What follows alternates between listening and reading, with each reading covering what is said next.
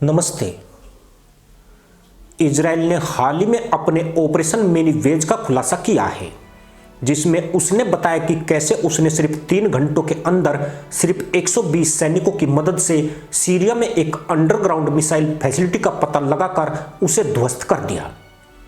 Israel ने इस mission को 8 सितंबर 2024 को किया था।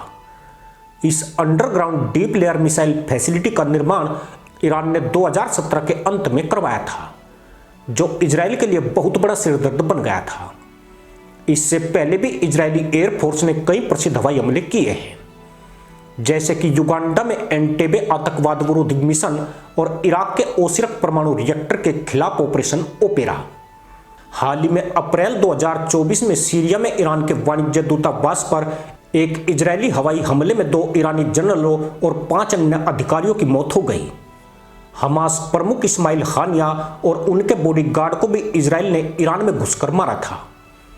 इजराइल के ऐसे ऑपरेशन की भरमार है, जिसे उसने ठोस खुफिया जानकारियों के आधार पर अंजाम दिया है। इजरायली ऑपरेशंस की सबसे खास बात यह है कि उनके ज्यादातर ऑपरेशंस कामयाब होते हैं और दुश्मनों को सोचने का मौका तक नहीं मिल पाता है। लिहाजा भारत को इन इजरायली ऑपरेशन से बहुत कुछ सीखने की जरूरत है। डीप लेयर फैसिलिटी पश्चिमी सीरिया के मसियाब क्षेत्र में बनाई गई थी, जो सीरियाई एयर डिफेंस का गढ़ है। यह साइट ईरान के मिसाइल उत्पादन कार्यक्रम की एक प्रमुख परियोजना थी और इसका उद्देश्य लेबनान में हिजबुल्लाह और सीरिया में असद शासन को सटीक मिसाइलों की आपूर्ति करना था। अंडरग्राउंड सुविधा का निर्माण इसलिए किया गया था क्योंकि दक्षिणी सीरिया के जमराया में एक ऊपरी जमीनी रॉकेट इंजन निर्माण स्थल पर हुए पहले इजरायली हमले ने इसे नष्ट कर दिया था। 2021 तक पहाड़ में 70 से 130 मीटर की गहराई में दबी यह भूमिगत सुविधा चालू हो गई थी, जिसमें मिसाइल उत्पादन क्षमताएं पूर्ण पैमाने पर होने के करीब थी। इसे घोड़े की नाल के आकार का बनाया गया था, जिसमें 3 मुख्य प्रवेश द्वार थे, एक कच्चे माल के लिए, दूसरा तैयार मिसाइलों के लिए और तीसरा रसद और कार्यालय तक पहुंच के लिए।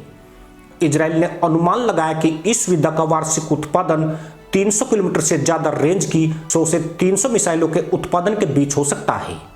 यह जगह जानबूझकर इजरायली सीमा से 200 किलोमीटर उत्तर में और सीरिया के पश्चिमी तट से 45 किलोमीटर दूर चुनी गई थी, ताकि हिजबुल्लाह के लिए जमीनी हथियारों के काफिलों पर संभावित इजरायली हमलों से बचा जा सके।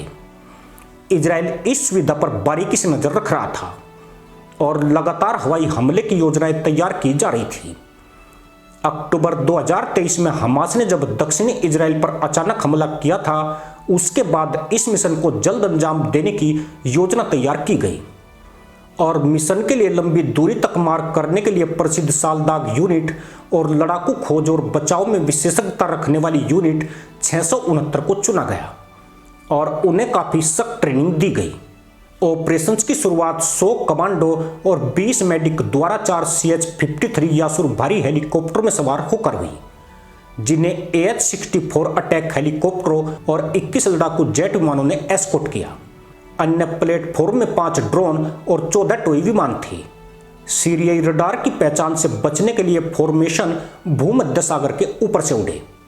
सीरिया में घुसने के बाद हेलीकॉप्टरों ने nap of the earth operation किए, जो देश के सबसे घने वायु रक्षा क्षेत्रों से बचने के लिए असाधारण रूप से कम उड़ान भरते थे। विमानों ने अन्य सीरियाई लक्ष्यों पर डाइवर्सनरी हमले भी किए, जिससे मसियाब क्षेत्र से ध्यान हट गया। इसके बाद इजरायली हेलीकॉप्टर इस सुविधा के प्रवेश द्वार के पास उतरे और फिर वहां सैनिकों को तैनात किया गया। मेडिक हेलीकॉप्टर में ही सवार रहे, जो हताहतों को निकालने या उनका इलाज करने के लिए तैयार थे। कमांडो ने निगरानी के लिए एक ड्रोन भी तैयार कर दिया था। कमांडो ने उस पूरी जगह को सुरक्षित किया और फिर भारी सुरक्षा वाली सुविधा में सेंध लगाई। अंदर जाने के बाद टीम ने उत्पादन लाइन और इसकी सहायता सुविधाओं के साथ लगभग 660 पाउंड विस्फोटक भी लगा दिए। इसके बाद टीम बाहर निकल गई और विस्फोटकों में दूर से विस्फोट कर दिया, जिससे उत्पादन स्थल पूरी तरह से तबाह हो गया।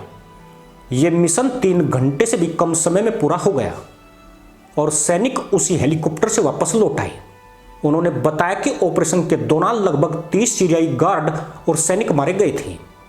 सीरियाई मीडिया ने 14 लोगों की मौत और 43 के घायल होने की बात स्वीकार की थी। 26 फरवरी 2019 को भारतीय वायुसेना ने पाकिस्तान के बालाकोट के पास जाबा टॉप पर जैश ए मोहम्मद के आतंकवादी प्रशिक्षण शिविर पर सुबह सुबह हवाई हमला किया था। बालाकोट में एक प्रशिक्षण शिविर था जिसमें विस्फोटकों और तोपखानों पर बुनियादी और एडवांस आतंकवादी प्रशिक्षण दिया जाता था। 1971 के भारत पाकिस्तान युद्ध के बाद यह पहला मौका था जब हमलावर युद्धक विमानों ने नियंत्रण रेखा पार की थी। यह हमला जैश ए मोहम्मद की तरफ से भारतीय CRPF के काफिले पर किए गए आतंकी हमले के बाद किया गया था, जिसमें 40 सैनिक वीरगति को प्राप्त हुए थे। ऑपरेशंस में स्पाइस 2000 सटीक गाइडेड युद्ध सामग्री और अन्य हथियार ले जाने वाले 12 मिराज 2000 जेट शामिल थे। उन्हें 4 सुखोई Su-30 MKI नेत्र और फाल्कन एयरबोर्न अर्ली वार्निंग और कंट्रोल एयरक्राफ्ट, एक हेरोन UAV और 2 इल्यूशन 78 एरियल रिफ्यूलिंग एयरक्राफ्ट से समर्थन मिल रहा था। राजस्थान सेक्टर में कुछ ऐसे नकली मिशन शुरू किए गए थे जो बहावलपुर में जैश ए मोहम्मद के मुख्यालय पर हमला करने का दिखावा कर रहे थे। इस हमले में जाबा टॉप पर लगभग 300 आतंकवादी मारे गए। सबसे बड़ी बात यह थी कि कई एयरबेस पर विमान तैयार करने में बहुत बड़ी संख्या में कर्मियों के शामिल होने के बावजूद बहुत उच्च स्तर की गोपनीयता बनाए रखी गई थी। हमले का समय सुबह सुबह तय किया गया था, जिसे ग्रेवयार्ड शिफ्ट भी कहा जाता है, जिसका मकसद सभी रडार नियंत्रकों और वायु रक्षा दल को उनके वायु ब्लॉक के निचले स्तर पर पकड़ना था। इजराइल को भी अपने आसपास के अरब देशों से अपने अस्तित्व पर खतरा है जो फिलिस्तीनी मुद्दे का समर्थन करते हैं। इस प्रकार इजराइल के लिए यह करो या मरो वाली स्थिति होती है। उनकी मानसिकता और सशस्त्र बलों की तैयारियां विनाश के बुनियादी डर पर आधारित है। राजनीतिक और सैन्य नेतृत्व की मानसिकता देश की रक्षा के लिए अच्छी तरह से तैयार है और दुनिया की परवाह किए बगैर वो जोखिम लेने के लिए तैयार रहते हैं।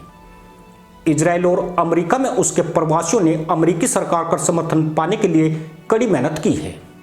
यह समझना चाहिए कि इजराइल अकेला ऐसा नहीं कर सकता है। हालांकि देखने में ऐसा लगता है कि इजराइल अकेले लड़ रहा है, लेकिन उसकी जीवन रेखा संयुक्त राज्य अमेरिका है। किसी भी सैन्य अभियान की सफलता सटीक खुफिया जानकारी पर निर्भर करती है। Israeli institute for intelligence and special operations, जिसे मोसाद के नाम से जाना जाता है, वो एक विश्वविख्यात खुफिया एजेंसी है। इसने सभी इजरायली सैन्य अभियानों की सफलता में महत्वपूर्ण योगदान दिया है। इजराइल का मानना है कि जितना ज्यादा पसीना और शांति के समय बहाते हैं, उतना ही कम आप युद्ध के समय खून बहाते हैं। युद्ध की आशंका को देखते हुए इजराइल ने हथियारों का विशाल भंडार बना रखा है और उसने अपनी सप्लाई चेन को सुरक्षित कर रखा है। मिशन की तैयारी सबसे महत्वपूर्ण है। सभी सफल ऑपरेशंस में कई स्तर की तैयारियां शामिल होती है, जिसमें मिशन रिहर्सल और पूर्ण पैमाने के मॉडल और लक्ष्यों पर डमी स्ट्राइक किए जाते हैं। शहर में होने वाले नजदीकी युद्ध के मामले में दुनिया को इजराइल से बहुत कुछ सीखना है, जैसा कि गाजा और दक्षिणी लेबनान में हुआ है। इजराइल जैविक मारक क्षमता और तेज मुठभेड़ों की गंभीरता का अभ्यास करता है, और जब युद्ध नहीं होता है उस वक्त भी इजराइल में लगातार ऐसे ट्रेनिंग चलते रहते हैं। इजराइल वही मानता है जो क्लोजविट्ज ने स्ट्रेटजी के छात्रों को सिखाया था, जैसे कि युद्ध अपने आप में एक लक्ष्य नहीं है, युद्ध एक लक्ष्य तक पहुंचने का साधन है। जियोपॉलिटिकल मकसदों को हासिल करने के लिए संगठित हिंसा का प्रयोग है। लिहाजा भारत को भी हमेशा ऐसे ऑपरेशन की तैयारियां करते रहनी चाहिए, ताकि मौका आने पर कम से कम खून बहाकर दुश्मनों के खेमे में ज्यादा से ज्यादा विनाश लाया जा सके। इसी के साथ अनुमति दोस्तों, जय हिंद, वंदे मातरम।